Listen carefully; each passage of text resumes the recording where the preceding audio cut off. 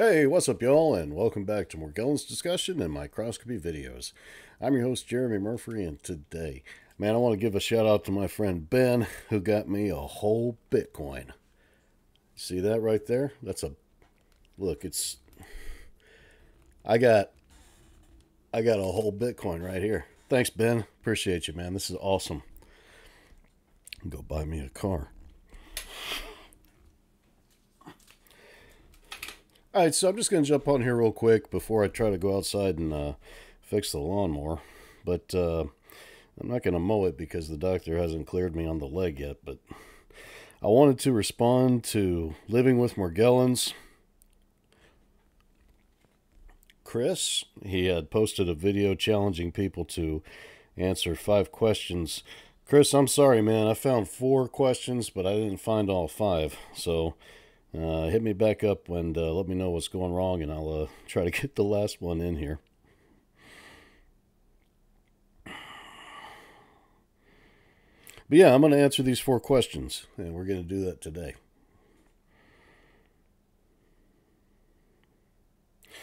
Chris's channel is Living with Morgellons. Definitely head on over there, give that guy some subscribes.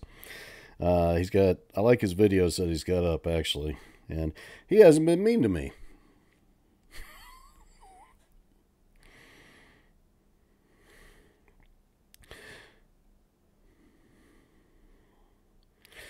Okay, so the first question is, how has Morgellons impacted your emotional and mental well-being?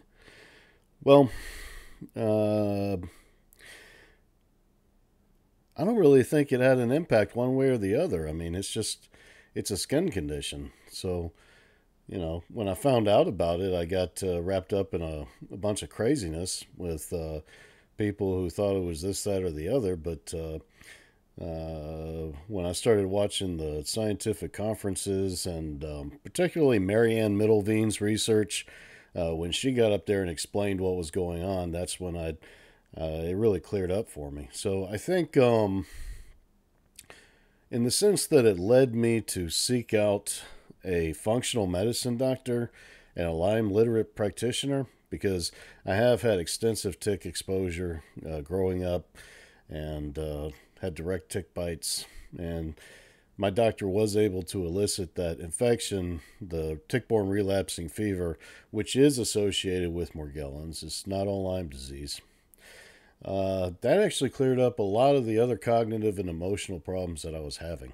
So I kind of look at it as a blessing, honestly. I mean, since I found out that I did have the condition, the real condition, and my doctor was able to back that up with evidence of the bacteria that's associated with it.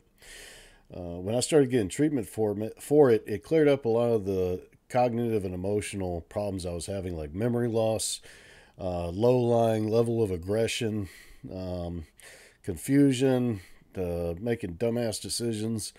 It really helped bring me to a point where I wish I had been for all my life, So in that regard, I think it's been a blessing. So the second question is, how has Morgellons affected your relationships with family and friends? When I was real wrapped up in the advocacy movement, when I was like going balls to the wall with Lyme disease and everything, I think that had a negative effect. I mean, people were glad that, we finally figured out what was wrong, why I was having all these problems all these years. But at the same time, it was just like too much advocacy for not enough information. I mean, yeah, Morgellons is associated with Lyme disease, but Lyme disease isn't as controversial as it was even 5 years ago.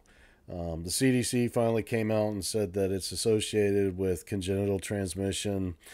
They are talking about the relapsing fevers, and that's what William Berdorfer was looking for. William Berdorfer was looking for was the relapsing fever spirochetes when he found the Lyme disease. But there's also evidence that it's associated with syphilis, and I really think that needs to be explored more in depth. It could be the case that it's a combination of this bacteria and a virus, and that the patient has to have both. You know, maybe it's the herpes virus. Uh, but we haven't really looked at, and what I mean is we haven't looked directly for syphilis with molecular testing techniques. Those are brand new. I mean, within the past 5 years. So, okay. So the question is, how has it affected relationship with friends and family? You know, especially down here in the South, I think people tune out the infectious disease talk. A lot of that gets shut down because I think people kind of regard any kind of concern or interest in infectious disease as a potential unhealthy fixation. And that's not the case. I mean, if somebody's concerned about Lyme disease and you're in a place with deer ticks, then that's something to be concerned about.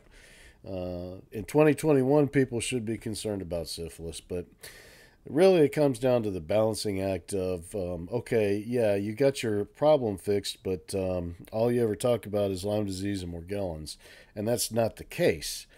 It's been a challenge with my friends and family to get them to realize, but I have gotten people on board to realize that it's not that I'm fixated and obsessed with Morgellons and Lyme disease, or cryptocurrency, or comic books, or video games, or anything else that I talk about. It's that it's a subject or a topic that you're uncomfortable talking about.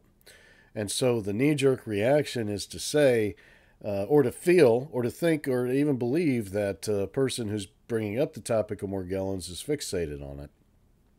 So, in this regard, I've been able to slowly get a lot of my friends and family to come around to realize that it's because the topic is controversial that it seems like it's a fixation.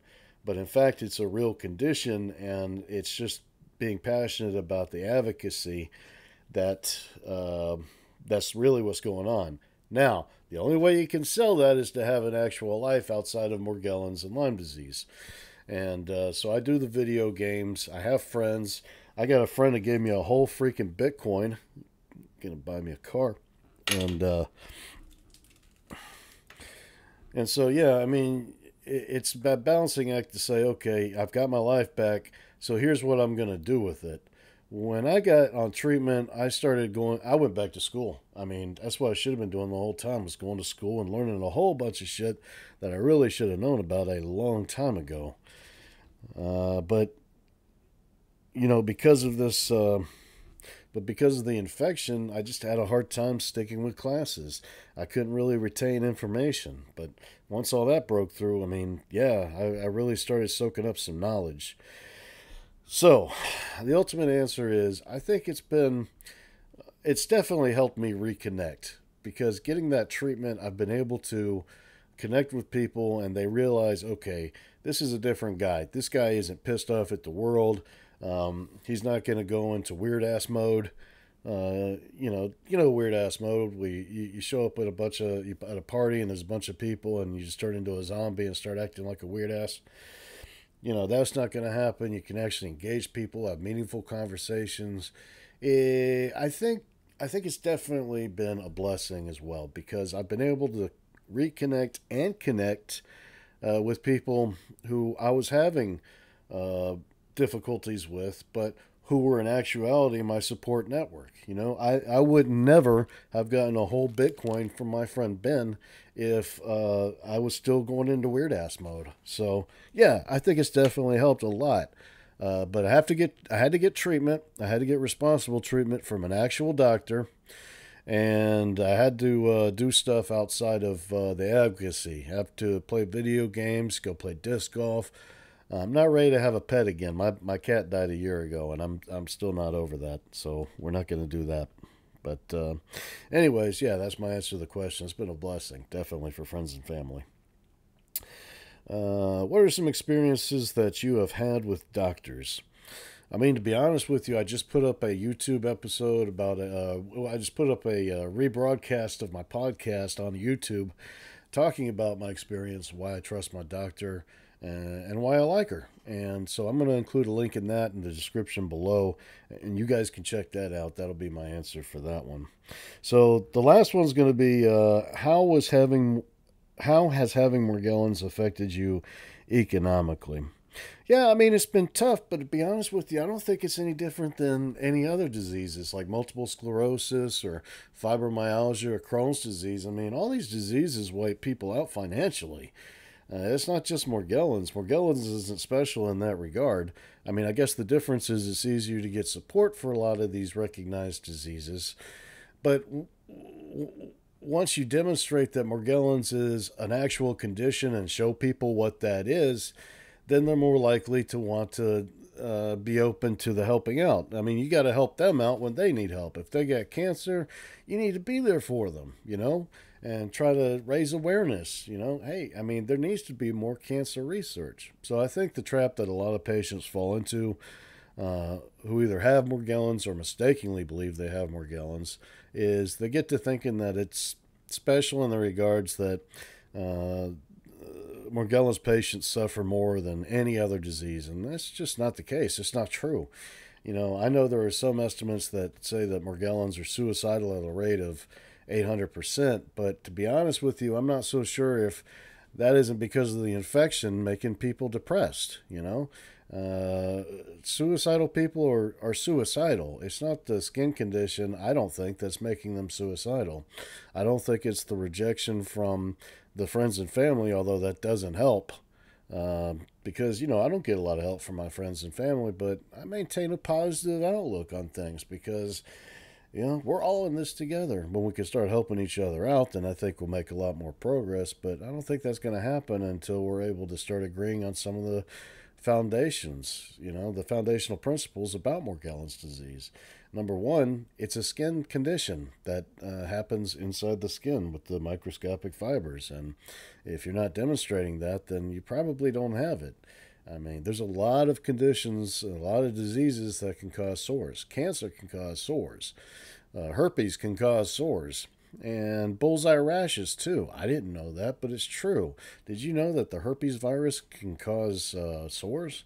Bullseye rash, well, it can cause sores, too. But anyways, it's just the microscopic fibers, the filaments. And, that's something that people really don't realize. They don't even understand that it's a skin condition associated with microscopic fibers, and that's because of all the other craziness that people claim about it. Who, they may have it too, but they're caught up in a lot of craziness. And so that's why I think the most important thing that people can do to get the most bang for their buck when they want to advocate about Morgellons disease is to talk about what the science says. When I get on here, and I've been on here for a few years talking about Morgellons, and God, I appreciate everybody, man, everybody who likes these videos, who shares them out, who tags me and says, hey, look at what I just saw. God, talking to this person on the phone just the day before yesterday about one of my really old videos where I held up my arm and I had the sores on it, and I was like, this is Lyme disease. And that clicked for that, okay, this is what Morgellons. Of course, Morgellons can also be associated with tick-borne relapsing fever, and I believe syphilis. I really do, but, that remains to be seen, so we'll have to see. But I think if people want to try to get help economically, we just started this Morgellons coin. It's a cryptocurrency project, and what I'd like to do is to be able to help patients to finance getting treatment and affording therapies. I have written a white paper for it, but I have not revised that after sharing it with some who I consider industry experts, cryptocurrency industry experts, who feel like I could do a better job putting together a revision of that. If you want to help me, reach out. We've got Morgellons coin to hopefully finance future research, and we've also got EtherMorg, which I've actually issued those and have distributed those to at least one recipient so far. If you want to share some scientific research about Morgellons on social media, Tag us when you do that, and we'll send you some Ethermorg. That's right, we will send you cryptocurrency to share Morgellons science on your social media, your Facebook, your Instagram, your Pinterest, Twitter, YouTube. Tag us and let us know about it, and get you a wallet address. You can actually, Morgellons coin runs on free wallet. Now, there's a few different free wallets, but this is the one with the wallet with the green cash coming out, and it's actually got 2 eyes and a smiley face on it. If you get you the free wallet with the face on it, you share a Morgellons research paper that demonstrates Morgellons is a physical condition associated with an infectious process. Tag us in that, we'll send you some Ethermorg. I'm not going to send you Ethermorg if you share a study saying that Morgellons is just a delusional state. That's not what Ethermorg is for. The delusional state is when people mistakenly believe they have Morgellons. And they may mistakenly believe it because they think that maybe the dust fibers in the air are the Morgellons. And no, they're completely different animals. They're made of different things. Morgellons fibers start in the skin, and that's where they grow from. So, to answer your question economically, well, it's caused me to go out and start up the Morgellons coin. So, give me a shout and let's see if we can't do something with it. What do you guys think? Let me know. Leave a comment down below. I don't think I'm going to do too much editing on this video, but you never know. If you like what we have to say, leave me a comment. And I want to thank Chris for putting his information out there, leaving his compelling testimonial. I'm going to leave a link to it in the description so y'all can go by, give him a subscribe, and give him a shout out. And we'll see y'all soon.